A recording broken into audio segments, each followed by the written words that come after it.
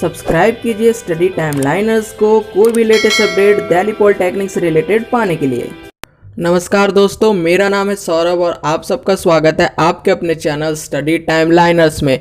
So friend, आज की इस वीडियो में मैं आपसे बात करूंगा आपके थर्ड काउंसलिंग में आने वाली आपसे एक्सेप्टेड कट ऑफ की बात करूंगा जो आपके थर्ड काउंसलिंग की हो सकती है। और फ्रेंड, मैं आपको बता देना चाहूँगा इस वीडियो के स्टार्टिंग में ही जो इसका सोर्स है जो मैं बता रहा हूँ फ्रेंड, ये मैं बता रहा हूँ जो आपके प्रीवियस ईयर की थर्ड काउंसलिंग की जो कट ऑफ थी उसके बेस पे ही मैंने फ्रेंड ये वीडियो बनाया है। और फ्रेंड, उसको बेस लेके ही एक मैंने एक्सपेक्टेड कट ऑफ आपकी तैयार किया थर्ड काउंसलिंग के लिए।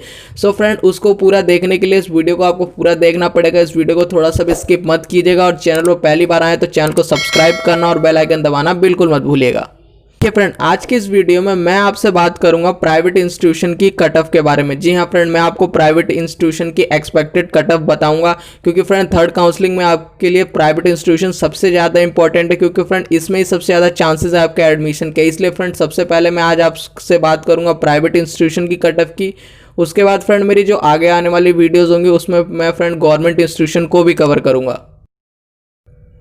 तो देखिए फ्रेंड, सबसे पहले मैं आपसे बात करूंगा आदित्य इंस्टीट्यूट की। तो देखिए फ्रेंड, दिल्ली पॉलिटेक्निक के अंदर आदित्य इंस्टीट्यूट काफ़ी अच्छा इंस्टीट्यूट है प्राइवेट कॉलेजेस में। और फ्रेंड अगर आपको इसके अंदर एडमिशन मिलता है तो फ्रेंड ये बहुत अच्छी बात है और आपको इसमें एडमिशन ले लेना चाहिए। तो देखिए सबसे पहले मैं आपसे बात करूंगा दिल्ली रीजन की कट ऑफ की। इसके लिए अगर आपको कंप्यूटर इंजीनियरिंग इसके अंदर लेनी है तो फ्रेंड आपकी रैंक जो होनी चाहिए वो 5200 या फिर इससे कम होनी चाहिए। जी हाँ फ्रेंड, अगर आपकी रैंक इसके अंदर या फिर इतनी लाई करती है तो फ्रेंड आपको पूरे चांसेस है कि थर्ड काउंसलिंग में आपको आदित्य इंस्टीट्यूट में कंप्यूटर इंजीनियरिंग मिल जाएगी अगर आप दिल्ली कैंडिडेट हो। इसके बाद देखिए फ्रेंड, मैं आपसे बात करूंगा इलेक्ट्रॉनिक्स एंड कम्युनिकेशन की। इसके लिए आपकी रैंक 8000 या फिर इससे कम होनी चाहिए। IT enabled service and management के लिए आपकी रैंक 8500 या फिर इससे कम होनी चाहिए। और वहीं फ्रेंड आपकी रैंक मेडिकल लैब टेक्नोलॉजी के लिए 9400 या फिर इससे कम होनी चाहिए। जी हाँ फ्रेंड, अगर आपकी रैंक इतनी है इससे कम लाई करती है तो फ्रेंड यकीन मानिए आपको थर्ड काउंसलिंग में एडमिशन मिलने वाला है। इसके बाद देखिए फ्रेंड, मैं आउटसाइड दिल्ली वालों के लिए बात करूंगा। तो देखिए आउटसाइड दिल्ली वालों के लिए आपकी रैंक कंप्यूटर के लिए 1200 या फिर इससे कम होनी चाहिए।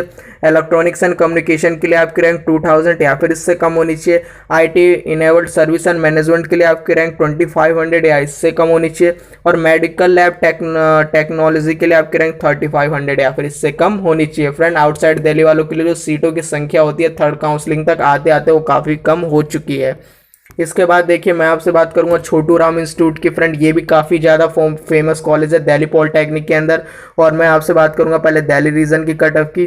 तो इसके लिए सिविल में आपको क्या कहते हैं 9000 या फिर इससे कम रैंक लानी होगी। इलेक्ट्रॉनिक्स एंड कम्युनिकेशन के लिए 10500 या फिर इससे कम रैंक लानी होगी। और इंस्ट्रूमेंटल एंड कंस्ट्रक्शन में फ्रेंड आपकी रैंक अगर 15500 भी है तब भी फ्रेंड आपको पूरे चांसेस है कि छोटू राम के अंदर ये ट्रेड मिल जाएगी। इसके बाद देखिए फ्रेंड, आपको मैकेनिकल के लिए 8000 या फिर इससे कम आपकी रैंक होनी चाहिए तभी आपको मिलेगा। अब देखिए फ्रेंड, मैं आपसे बात करूँगा कुछ और ट्रेड्स की जो छोटू राम के अंदर है, वो है इलेक्ट्रिकल इंजीनियरिंग। तो देखिए इलेक्ट्रिकल इंजीनियरिंग के लिए आपकी जो रैंक है वो 8500 या फिर इससे कम होनी चाहिए। दिल्ली कैंडिडेट के लिए मैं बात कर रहा हूँ। इसके बाद इलेक्ट्रॉनिक इंजीनियरिंग में जो डिजिटल और मेडिकल फॉर्म में कराया जाता है तो डिजिटल के लिए आपकी रैंक अगर 15500 भी है तब भी आपको एडमिशन मिल जाएगा। और मेडिकल के लिए आपकी रैंक 14000 या फिर इससे कम होनी चाहिए। वहीं आर्किटेक्चर के लिए आपकी रैंक जो 11400 या फिर इससे कम होनी चाहिए। वही मैं आपसे बात करूँगा अब आउटसाइड दिल्ली के लिए। तो देखिए आउटसाइड दिल्ली के लिए आपकी रैंक इलेक्ट्रिकल के लिए 2000 या फिर इससे कम होनी चाहिए। वहीं क्या कहते हैं इलेक्ट्रॉनिक इंजीनियरिंग डिजिटल के लिए 4000 या फिर इससे कम होनी चाहिए।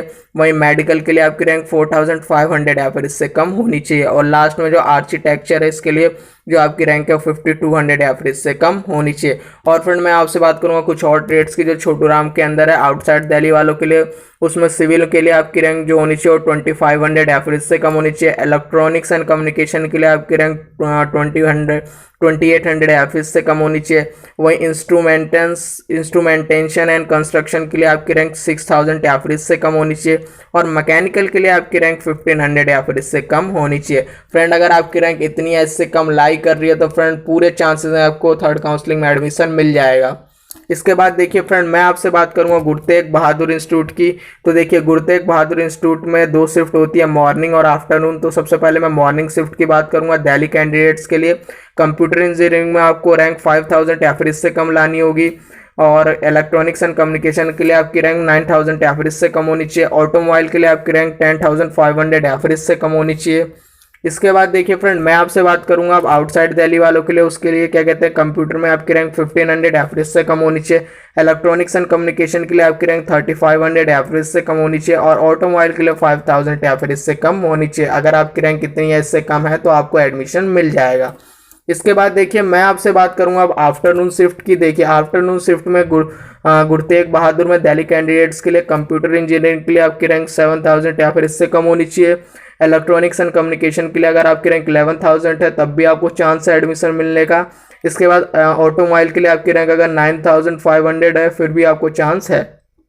इसके बाद देखिए, मैं आपसे बात करूंगा अब आउटसाइड दिल्ली वालों के लिए। तो देखिए आउटसाइड दिल्ली वालों के लिए अगर आपकी रैंक 2500 है, तब भी फ्रेंड आपको चांस है कंप्यूटर इंजीनियरिंग में आफ्टरनून में।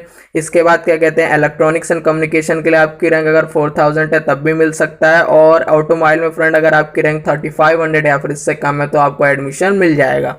तो देखिए फ्रेंड, दिल्ली पॉलिटेक्निक के अंदर जो टॉप 3 प्राइवेट कॉलेजेस हैं फ्रेंड, मैंने उनकी आपको एक्सपेक्टेड कटअप बता दी है। और फ्रेंड आप ये मत मान के चलिएगा कि आपकी कटअप बिल्कुल यही रहेगी। हाँ फ्रेंड, मैं आपको ये कह सकता हूँ कि आपकी जो कटअप बनेगी कुछ इसी तरह की होने वाली है। तो फ्रेंड इसको आप बेस मान के चलिएगा।